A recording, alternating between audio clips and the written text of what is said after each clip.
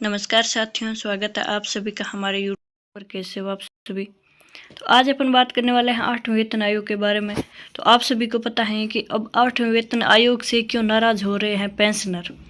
क्या आप सभी को पता है कि 8वें वेतन आयोग से पेंशनर नाराज क्यों हो रहे हैं? क्या ऐसा रीजन है कि 8वें कमीशन आयोग से अब पेंशनर है वो नाराज हो रहे हैं और 8वां वेतन है वो 1 जनवरी 2026 से लागू हो जाएगा। तो इससे पहले आप देखिए और इसका सॉल्यूशन निकालिए कि क्यों नाराज हो रहे हैं पेंशनर, क्या फ़ायदा हो रहा है, क्या नुकसान हो रहा है 8वें वेतन आयोग से। तो अब पेंशनर को आप देख रहे हैं कि वो 8वें वेतन आयोग के लेकर से चिंतित हैं कि 8वें वेतन आयोग में क्यों किया जा रहा है पेंशनर्स को बाहर। 69 लाख पेंशनर्स को बाहर किया जा रहा है 8वें वेतन आयोग में। तो क्या रीज़न है, अपन आइए आगे चलते हैं और वीडियो में डिटेल के साथ देखते हैं कि 8वें वेतन आयोग से पेंशनर की नाराज़गी क्यों है। चलिए अपन बात करते हैं कि 8वें वेतन आयोग के बारे में कि सरकार ने हाल ही में 8वें सेंट्रल पे कमीशन सीपीसी की ट्रिम ऑफ प्रेफरेंस टीओआर जारी की हैं और इसके बाद all India defence employees federation ने आपत्ति जताई है। अब ऑल इंडिया फेडरेशन ने कि लाखों केंद्रीय कर्मचारी पेंशनर्स और फैमिली पेंशनर्स को 8वें सीपीसी सेंट्रल पे कमीशन के दायरे से बाहर रखा गया है। अब आगे आता है कि AIDF ने क्या कहा कि फाइनेंशियल एक्सप्रेस की एक रिपोर्ट के अनुसार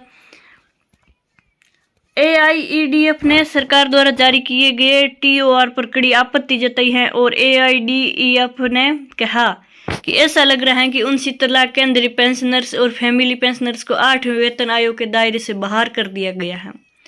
अब AIDEF ने वित्त मंत्रालय को एक पत्र भी लिखा है और यह बेहद दुर्भाग्यपूर्ण है कि जिन पेंशनर्स ने 30 साल से ज़्यादा देश की सेवा की है उन्हें 8वें सीपीसी की सीमा में शामिल नहीं किया गया है और पेंशन संशोधन उनका अधिकार है और उनके साथ भेदभाव नहीं होना चाहिए।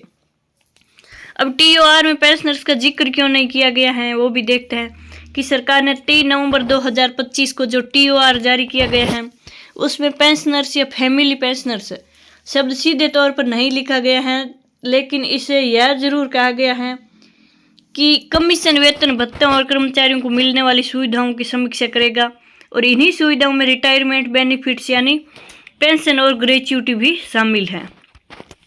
अब तकनीकी रूप से इसका मतलब यह है कि पेंशनर्स को कार्य अवधि की शर्तों से बाहर नहीं रखा गया है। हालांकि दस्तावेजों में पेंशनर्स का साफ शब्दों में जिक्र न होने से भ्रम की स्थिति पैदा हो गई है।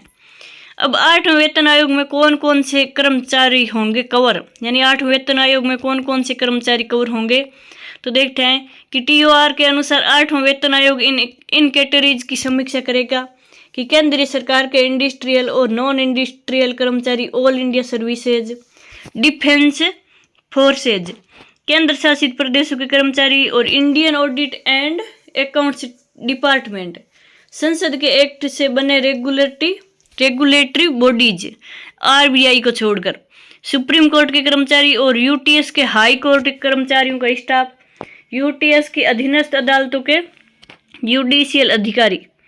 अब पेंशन और रिटायरमेंट बेनिफिट्स पर क्या कहता है TOR। 8वें वेतन आयोग को पेंशन और ग्रेच्युटी के स्ट्रक्चर की समीक्षा का भी काम सौंपा गया है और इसमें 2 श्रेणियों के कर्मचारी शामिल हैं।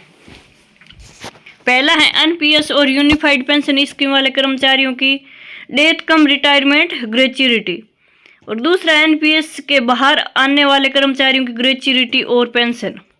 अब कब आएगी 8वें वेतन आयोग की रिपोर्ट, तो वो देखते हैं कि सरकार ने आयोग को अपनी अंतिम सिफारिशें प्रस्तुत करने के लिए 18 महीने का समय दिया है, यानी कि 1.5 साल में पूरी रिपोर्ट केंद्र सरकार को सौंप दी जाएगी और ये रिपोर्ट के आधार पर ही भविष्य में वेतन, पेंशन और दूसरी सुविधाओं पर अहम फैसले लिए जाएंगे।